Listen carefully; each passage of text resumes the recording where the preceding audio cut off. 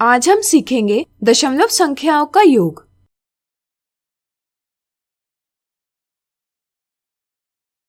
कक्षा में अध्यापक दशमलव संख्याओं यानी डेसिमल नंबर्स का योग कैसे किया जाता है यह पढ़ा रहे थे।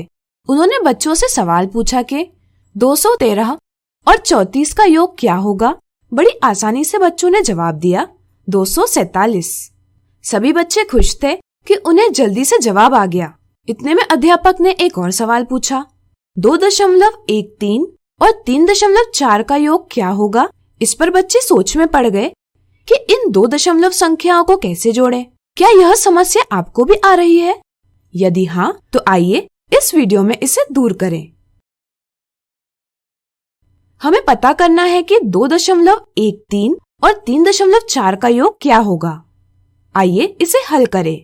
आप जानते ही होंगे कि किसी भी दशमलव संख्या में दशमलव बिंदु के बाईं ओर पूर्ण संख्या यानी होल नंबर होती है और दाईं ओर पूर्ण का भाग यानी पार्ट ऑफ अ होल होता है। जैसे 2.13 में 2 पूर्ण है और 13 शतांश है। इसी प्रकार 3.4 में 3 पूर्ण है और 4 दशांश है। इनका योग करने के लिए चलिए हम एक वर्ग लेंगे और इसे एक पूर्ण यानी होल या एक इकाई यानी यूनिट्स मानेंगे। 2.13 में 2 पूर्ण है, इसलिए ऐसे 2 वर्ग लेंगे और 13 शतांश दर्शाने के लिए पूर्ण के 100 बराबर भागों में से 13 भागों को छायांकित करेंगे। इसी प्रकार 3.4 में 3 पूर्ण है, इसलिए हम 3 वर्ग लेंगे और 4 दशांश दर्शाने के लिए एक और वर्ग लेकर इसके 10 बराबर भागों में से 4 भाग छायांकित करेंगे। अब आइए इनका योग करें। जैसा कि आप देख सकते हैं यहाँ 2 पूर्ण है और यहाँ 3 पूर्ण है, इसलिए हम कह सकते हैं कि यहाँ कुल 5 पूर्ण है। अब आइए 13 शतांश और 4 दशांश का योग प्राप्त करें। क्या आप बता सकते हैं यह हम कैसे करेंगे? सोचिए। चलिए हम बताते हैं। अगर हम 4 दशांश वाले वर्ग की बात करें तो इसके प्रत्येक भाग को हम 10 बराबर भागों में विभाजित कर सकते हैं। इससे हमें कुल 100 भाग प्राप्त होंगे। और जैसा कि आप देख सकते हैं यहाँ अब 40 छायांकित भाग है। हम कह सकते हैं कि 4 दशांश यानी टेंस बराबर है 40 शतांश यानी हंड्रेड्स के। अब हमारे पास 13 शतांश और 40 शतांश है, तो इनका योग क्या होगा?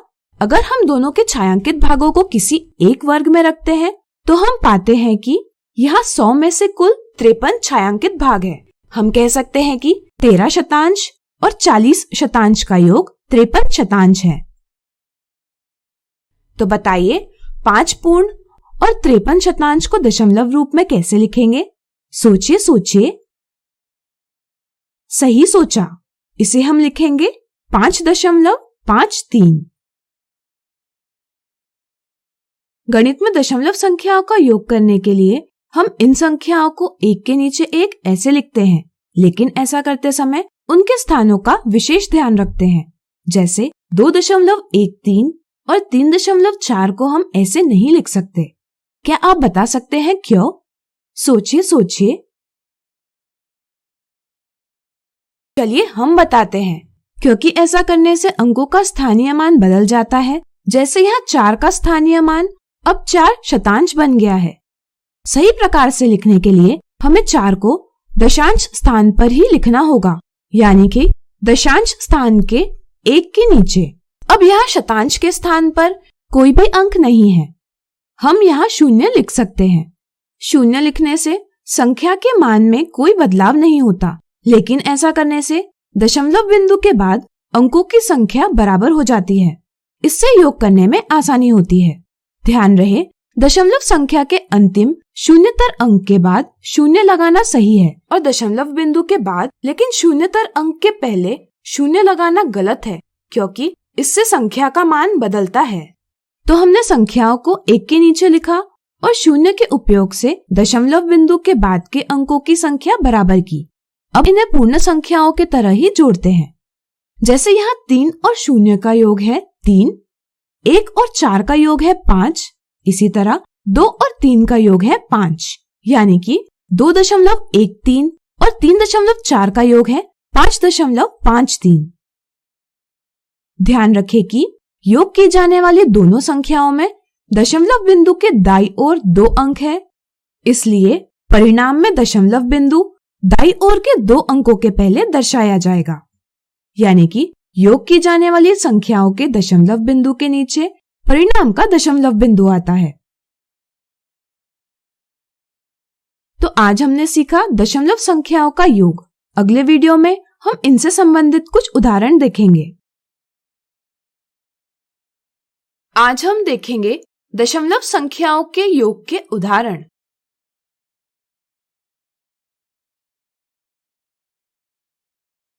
राजेश ने आज 2 शर्ट खरीदी।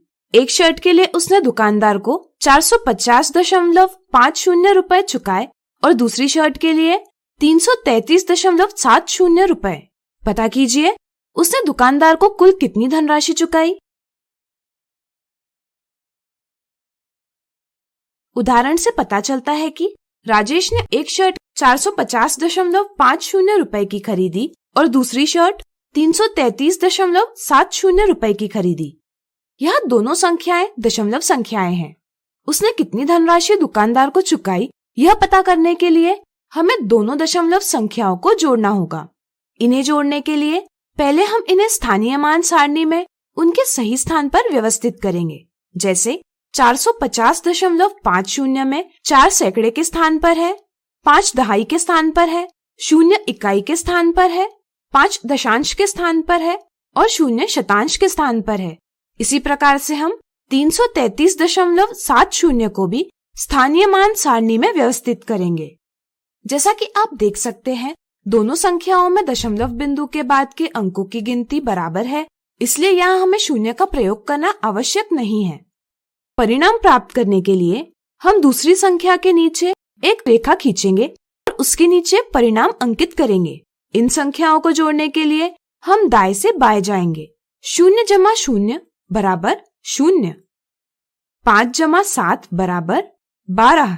12 दशांश में से 1 इकाइयों का समूह बनाया जा सकता है, जिसे हम इकाइयों के अंकों में जोड़ेंगे। बचे 2 को दशांश के स्थान पर लिखेंगे। 0 जमा 3 बराबर 3 और इसमें हासिल 1 जोड़ने पर हमें संख्या 4 प्राप्त होगी। इसे हम इकाई के स्थान पर लिखेंगे। इसी तरह दहाई के अंकों का योग है 8 और सैकड़ों के अंकों का योग है 7। इस तरह से दोनों दशमलव संख्याओं यानी डेसिमल नंबर्स का योग है 784.20। यानी कि राजेश ने दुकानदार को कुल 784.20 रुपए चुकाए। अगला उदाहरण, निशा ने दुकान से 1 किलोग्राम चीनी खरीदी, 0.5 किलोग्राम चाय पत्ती का पैकेट खरीदा और 2.349 किलोग्राम गुड़ खरीदा। तीनों चीजें उसने अपने खाली बैग में रख दी। पता कीजिए अब उसके बैग में वस्तुओं का कुल वजन कितना होगा। बैग में वस्तुओं का कुल वजन कितना है, यह पता करने के लिए हमें 1 किलोग्राम, 0.5 किलोग्राम और 2.349 किलोग्राम को जोड़ना होगा। तो आइए पहले इन्हें एक के नीचे एक व्यक्त करें। जैसा कि आप देख सकते हैं, इकाई के स्थान पर अंक 1, 0 और 2 एक के नीचे एक यानी कि एक स्तंभ में है। पहली पंक्ति में दशमलव बिंदु यानी डेसिमल पॉइंट के बाद के अंकों की संख्या बराबर करने के लिए हम 1 के बाद दशांश के स्थान पर 0 लिखेंगे, शतांश के स्थान पर 0 लिखेंगे और हजारवें के स्थान पर 0 लिखेंगे। इस प्रकार दूसरी पंक्ति में 0.5 के बाद शतांश और हजारवें के स्थानों पर 0 लिखेंगे। इस प्रकार अब दशमलव बिंदु के बाद के अंकों की संख्या बराबर है। अब हम दाएं से बाएं प्रत्येक स्थान के अंकों को जोड़ेंगे। हजारवा के स्थानों के अंकों का योग है 9, शतांश के अंकों का योग है 4, दशांश के अंकों का योग है 8 और इकाई के अंकों का योग है 3।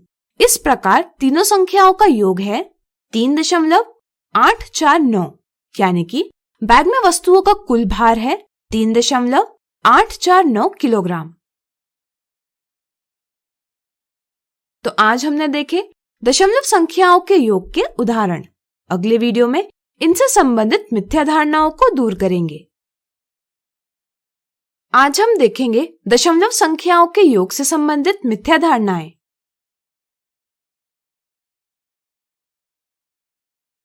मिथ्या धारणा 1, एक व्यक्ति ने बाएं हाथ में 11.250 किलोग्राम वजन उठाया और दाएं हाथ में 5 किलोग्राम वजन उठाया।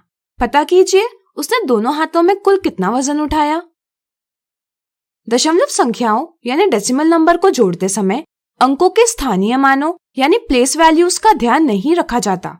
जैसे इस उदाहरण को हल करते समय 0 के नीचे 5 लिखा जाता है और योग 11.255 किलोग्राम प्राप्त किया जाता है। यह एक गलत समझ है। इससे ऑप्शन 1 यह गलत जवाब दिया जाता है। सही समझ यह है कि 5 एक पूर्ण संख्या है, इसलिए यह दशमलव बिंदु यानी डेसिमल पॉइंट के बाईं ओर लिखी जानी चाहिए। चूंकि इस संख्या में एक ही अंक है, इसलिए 5 को हम इकाई स्थान पर लिखेंगे। फिर हम 5 के दाईं ओर दशमलव बिंदु देंगे, जिससे कि हम दशांश के स्थान को अलग कर सकें। फिर हम दशांश यानी टेंस, शतांश यानी हंड्रेड्स और हजारवा यानी थाउजेंड्स के स्थानों पर 0 लिखेंगे। ध्यान दीजिए कि 5 एक पूर्ण संख्या यानी होल नंबर है। हम दशांश, शतांश और हजारवे के स्थान पर 0 लिख सकते हैं। यह 0 का प्रयोग एक स्थान धारक यानी प्लेस होल्डर के रूप में किया गया है। इसके उपयोग से अब दोनों संख्याओं में दशमलव बिंदु के बाद के अंकों की गिनती बराबर हो गई है। इन संख्याओं का योग करने पर अब हमें सही परिणाम प्राप्त होगा 16.250 किलोग्राम। इसलिए ऑप्शन 2 सही जवाब है। मिथ्या धारणा 2, दिनेश ने 17.65 प्रति किलोग्राम के दर से 1 किलोग्राम चावल खरीदा और 19.80 रुपए प्रति किलोग्राम के दर से 1 किलोग्राम गेहूं खरीदा। तो बताइए दिनेश उस दुकानदार को इन दोनों वस्तुओं का कुल कितना मूल्य चुकाएगा। दशमलव संख्याओं के संदर्भ में कुछ बच्चों की यह समझ होती है कि दशमलव बिंदु के बाईं ओर के अंक एक पूर्ण संख्या बनाते हैं और दशमलव बिंदु के दाईं ओर के अंक दूसरी पूर्ण संख्या बनाते हैं। जब वे दो दशमलव संख्याओं का योग करते हैं तो दशमलव बिंदु के दाईं ओर का योग और बाईं ओर का योग अलग अलग लिखते हैं। जैसे यहाँ 6 और 8 को जोड़कर प्राप्त 14 को वैसा का वैसा लिखा गया है। हासिल को इकाई स्थान के अंकों के साथ नहीं जोड़ा गया। यह एक गलत समझ है। इससे गलत जवाब प्राप्त होता है ऑप्शन 2। सही समझ यह है कि दशमलव बिंदु के बाईं ओर के अंक और दाईं ओर के अंक असल में एक ही संख्या को व्यक्त करते हैं। फर्क इतना है कि बिंदु के बाईं ओर उस संख्या का पूर्ण भाग होता है और दाईं ओर पूर्ण से छोटा भाग व्यक्त किया जाता है। जब हम दो दशमलव संख्याओं को जोड़ते हैं तो दाएं से बाएं जोड़ते जाते हैं। यहाँ हम पहले 5 और 0 को जोड़ेंगे जिनका योग है 5। इसे हम परिणाम में 5 और 0 के नीचे लिखेंगे। इसी तरह 6 और 8 का योग है 14। अब यहाँ 2 अंक है, लेकिन परिणाम के दशांश स्थान पर हम सिर्फ 1 अंक लिख सकते हैं। इसलिए 14 में से 10 दशांश निकालकर इनका एक समूह बना सकते हैं। चूंकि 10 दशांश बराबर एक पूर्ण या एक इकाई होती है, इसलिए हम 1 को इकाई के अंक के साथ जोड़ेंगे और बचे 4 को परिणाम में दशांश स्थान पर लिखेंगे।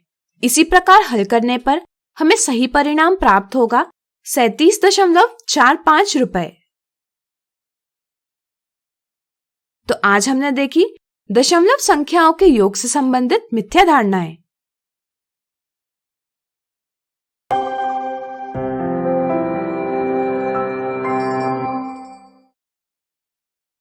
आज हम सीखेंगे दशमलव संख्याओं का व्यवकलन।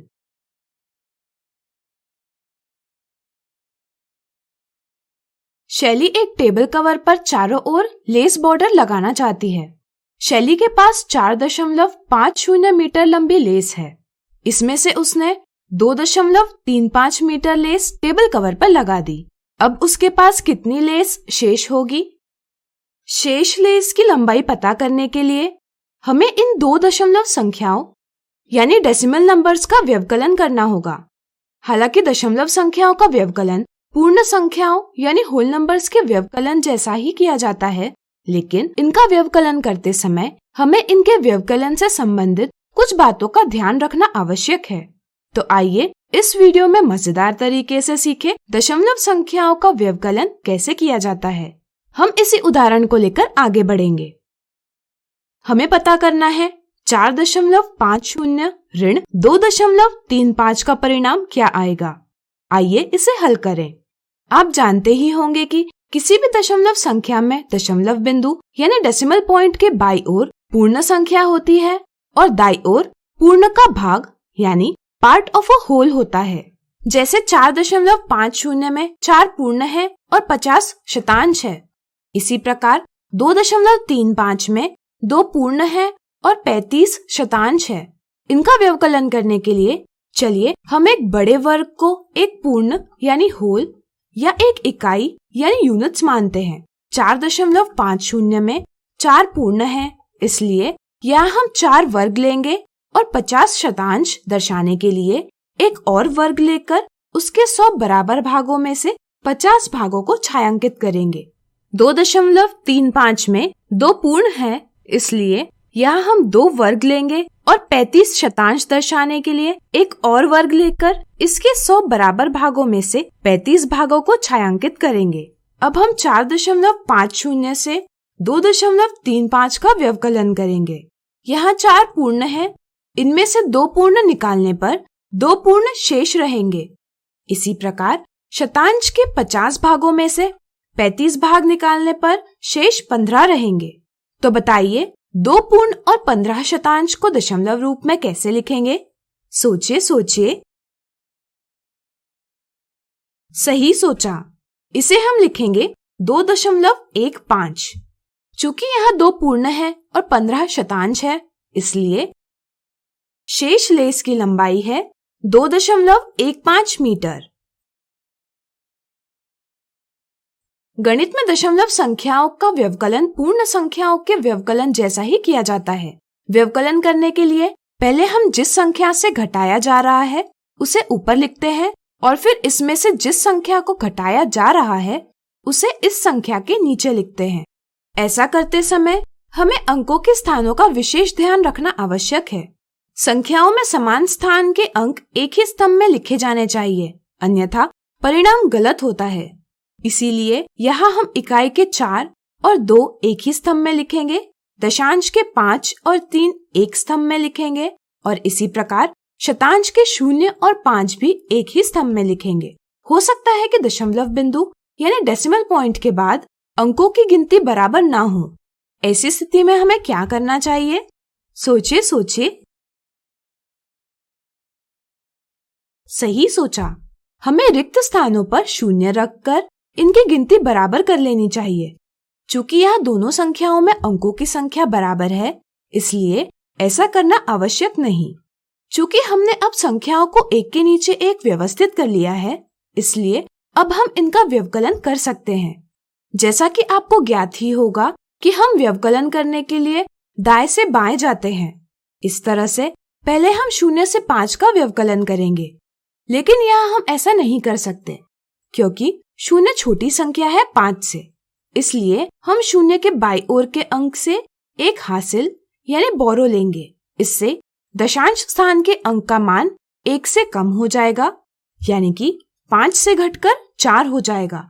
चूंकि दशांश स्थान का मान शतांश स्थान के मान का 10 गुना होता है, इसलिए अगर हम दशांश स्थान से 1 हासिल लेंगे तो शतांश स्थान पर इसका मान होगा 10। संक्षेप में 1 दशांश बराबर 10 शतांश होते हैं। इस प्रकार अब शतांश स्थान पर 10 है और 0 है, यानी कि कुल 10 धन 0 बराबर 10 है। अब हम 10 में से 5 को घटा सकते हैं। इससे परिणाम के शतांश स्थान पर अंक 5 प्राप्त होगा। इसी प्रकार हम दशांश स्थान के अंकों का व्यवकलन कर सकते हैं। 4 से 3 घटाने पर परिणाम के दशांश स्थान पर 1 लिखा जाएगा। फिर हम दशमलव बिंदु को नीचे लेते हैं, जिससे कि हम परिणाम के पूर्ण भाग को पूर्ण से छोटे भाग से अलग कर सकें। फिर हम इकाई के अंकों का व्यवकलन करेंगे। 4 से 2 घटने पर 2 प्राप्त होगा, जिसे हम परिणाम में इकाई के स्थान पर लिखेंगे। इस प्रकार हमने 4.50 से 2.35 का व्यवकलन कर परिणाम प्राप्त किया है 2.15। हम कह सकते हैं कि शैली के पास अब 2.15 मीटर लंबी लेस शेष है। तो क्या अब आप दशमलव संख्याओं का व्यवकलन कर पाएंगे? प्रयास कीजिए। दूध वाले के पास 23.250 लीटर दूध है। उसमें से वह 19.750 लीटर दूध बेच पाता है। तो बताइए उसके पास कितना दूध शेष रहता है? अगर आपको परिणाम 3.500 लीटर प्राप्त होता है तो बधाई हो, आपने दशमलव संख्याओं का व्यवकलन ठीक प्रकार से सीख लिया है। तो आज हमने सीखा दशमलव संख्याओं का व्यवकलन। अगले वीडियो में इनके कुछ और उदाहरण देखेंगे। आज हम देखेंगे दशमलव संख्याओं के व्यवकलन के उदाहरण।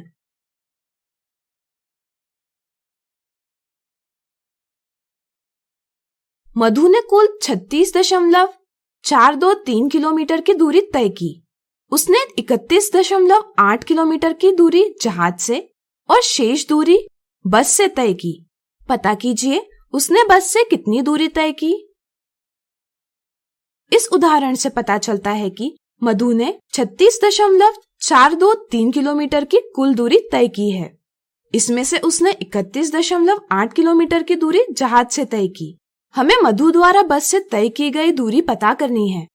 इसे पता करने के लिए हमें कुल दूरी से जहाज द्वारा तय की गई दूरी का व्यवकलन करना होगा। इसलिए बस से तय की गई दूरी बराबर 36.423 किलोमीटर ऋण 31.8 किलोमीटर। इनका व्यवकलन करने के लिए हम पहले इन्हें इनके स्थानों के अनुसार एक के नीचे एक व्यक्त करते हैं, जिससे कि दोनों संख्याओं के समान स्थान के अंक एक स्तंभ में आए। यहाँ हम 8 के बाद शतांश और हजारवा के स्थान पर 0 लिखेंगे। क्या आप बता सकते हैं हम ऐसा क्यों कर सकते हैं? सोचिए। चलिए हम बताते हैं। क्योंकि दोनों संख्याओं में स्थानों की संख्या बराबर करने के लिए ऐसा करना आवश्यक है।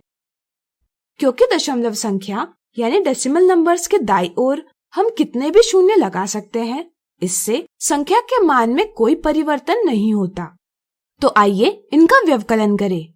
हजारवें स्थान के अंकों का व्यवकलन करने पर हमें परिणाम के हजारवें स्थान पर अंक 3 प्राप्त होता है। शतांश स्थान के अंकों का व्यवकलन करने पर परिणाम के शतांश स्थान पर अंक 2 प्राप्त होता है। दशांश के अंकों का व्यवकलन हम नहीं कर सकते क्योंकि ऊपर वाला अंक छोटा है और नीचे वाला अंक बड़ा। इसलिए हम इकाई के अंक 6 से 1 हासिल लेंगे। इसी के साथ इकाई के स्थान पर 5 बचेगा। इकाई स्थान का 1 यानी दशांश स्थान के 10 है। इसलिए दशांश स्थान पर अब 10 और 4 है, यानी कि 14 है। अब हम 14 में से 8 का व्यवकलन कर सकते हैं। इससे परिणाम के दशांश स्थान पर अंक 6 प्राप्त होगा। फिर हम इकाई के अंकों का व्यवकलन करते हैं। इससे हमें परिणाम के इकाई स्थान पर अंक 4 प्राप्त होगा। इसी प्रकार दहाई के अंकों का व्यवकलन करने पर परिणाम के दहाई स्थान पर अंक 0 प्राप्त होगा। जैसा कि आप देख सकते हैं, यहाँ 4 इकाई स्थान पर है, 6 दशांश स्थान पर है, 2 शतांश स्थान पर है और 3 हजारवें स्थान पर है। हम कह सकते हैं कि 36.423 किलोमीटर ऋण 31.8 किलोमीटर बराबर है 4.623 किलोमीटर के। इसलिए मधु ने बस से 4.623 किलोमीटर की दूरी तय की। अगला उदाहरण, आनंद के बैंक खाते में 3,200 रुपए थे। अगर वह इसमें से 2,879.85 रुपए इंटरनेट पर खरीदारी के लिए खर्च करता है तो उसके खाते में कितनी धनराशि शेष होगी? आनंद के बैंक खाते में कुल धनराशि 3,200 रुपए थी। इसमें से उसने इंटरनेट पर खरीदारी के लिए 2,879.85 रुपए खर्च किए। इसलिए शेष धनराशि बराबर कुल धनराशि ऋण इंटरनेट पर खरीदारी के लिए खर्च की गई धनराशि यानी कि 3,200 रुपए ऋण 2,879.85 रुपए। इस व्यवकलन का परिणाम प्राप्त करने के लिए आइए इन दशमलव संख्याओं को एक के नीचे एक लिखें। ध्यान रहे दोनों संख्याओं के समान स्थान के अंक एक स्तंभ में आने चाहिए। अब यहाँ शतांश के स्थान का व्यवकलन नहीं किया जा सकता क्योंकि 0 5 से छोटा अंक है। इसलिए दशांश के अंक से हासिल लेना होगा, लेकिन इसके पास देने के लिए कुछ नहीं है, इसलिए यह इकाई के अंक से हासिल लेगा। लेकिन उसके पास भी देने के लिए कुछ नहीं है, इसलिए वह दहाई के अंक से हासिल लेगा। यहाँ भी शून्य ही है, इसलिए यह सैकड़े के अंक से हासिल लेगा। इसके साथ सैकड़े के स्थान पर एक शेष रहेगा। 1 सैकड़ा बराबर 10 दहाइयां, इसलिए दहाई के अंक को 10 के साथ जोड़ेंगे। अब इस स्थान पर कुल मान है 10, इसमें से एक इकाई के स्थान को देंगे तो दहाई के स्थान पर 9 बचेंगे।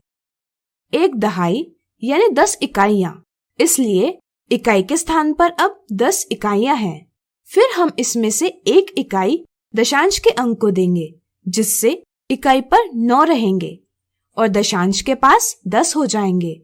इसी प्रकार हम हासिल को आगे देते जाएंगे। अब शतांश स्थान पर 10 है, इसमें से 5 को घटाकर हम परिणाम के शतांश स्थान पर 5 लिख सकते हैं। इसी प्रकार दशांश के 9 में से 8 घटाकर परिणाम प्राप्त होगा 1, जिसे हम परिणाम के दशांश स्थान पर लिखेंगे। इसी प्रकार हल करते हुए हम परिणाम प्राप्त कर लेंगे 320.15 रुपए। वीडियो रोककर इसे कैसे हल किया गया है यह समझे। तो खरीदारी के बाद आनंद के खाते में शेष धनराशि होगी 320.15 रुपए। तो आज हमने देखे दशमलव संख्याओं के व्यवकलन के उदाहरण। अगले वीडियो में इनसे संबंधित कुछ मिथ्या धारणाओं को दूर करेंगे। आज हम देखेंगे दशमलव संख्याओं के व्यवकलन से संबंधित मिथ्या धारणा और साधारण गलतियां।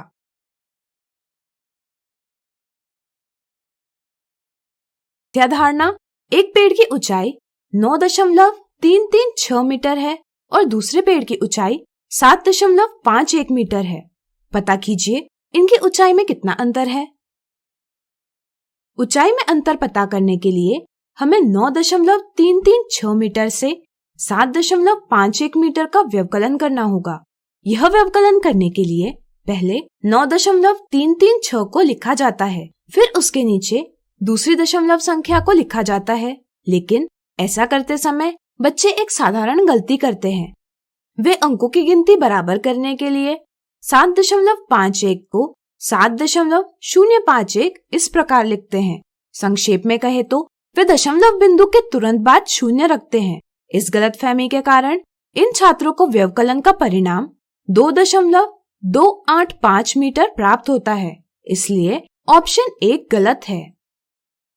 यहाँ 7.51 में 7 इकाइयां, 5 दशांश और 1 शतांश है, लेकिन शून्य रखने के बाद बनने वाली संख्या में 7 इकाइयां, 0.5 शतांश और 1 हजारवा है। दोनों का मान बराबर नहीं है, इसलिए इस संख्या में दशमलव बिंदु के तुरंत बाद शून्य रखना गलत है। सही समझ यह है कि हमें दशमलव संख्या के बाद यानी 1 के बाद शून्य रखना चाहिए, जिससे कि संख्या के मान में कोई परिवर्तन ना हो। इस समझ के साथ व्यवकलन का सही परिणाम प्राप्त किया जाता है 1.826 मीटर, इसलिए ऑप्शन 2 सही है। अब आइए देखें दशमलव संख्याओं के संदर्भ में छात्रों द्वारा की जाने वाली कुछ साधारण गलतियां। इसे हम एक उदाहरण से समझेंगे। राहुल और राकेश ने एक परीक्षा में भाग लिया। परीक्षा में राहुल को 80.1% मार्क्स मिले और राकेश को 79.67% मार्क्स मिले। तो राहुल और राकेश के प्रतिशत मार्क्स में कितना अंतर है? राहुल और राकेश के प्रतिशत मार्क्स में कितना अंतर है, यह पता करने के लिए बड़ी दशमलव संख्या यानी डेसिमल नंबर से छोटी दशमलव संख्या को घटाना होगा। कुछ बच्चे दशमलव संख्याओं की तुलना गलत प्रकार से करते हैं।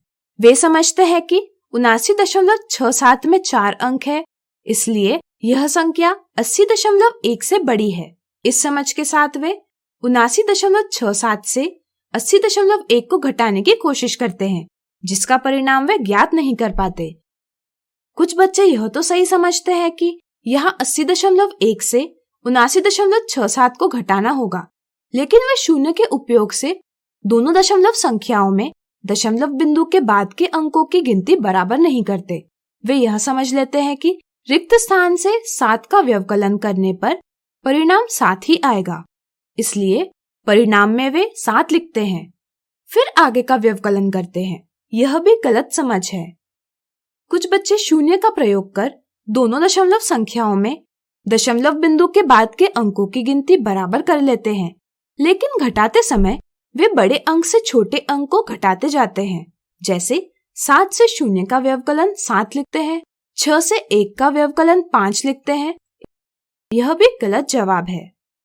एक और साधारण गलती होती है कि बच्चे हासिल को नजरअंदाज करते हैं। जैसे यहाँ 0 से 7 का व्यवकलन नहीं हो सकता, इसलिए 1 से हासिल प्राप्त किया जाता है, लेकिन 1 को न घटाकर वैसा का वैसा रखा जाता है। इससे उन्हें 11.53 परिणाम प्राप्त होता है, जो एक गलत परिणाम है। सही समझ है कि हमें 80.1 से 79.67 का व्यवकलन करना होगा।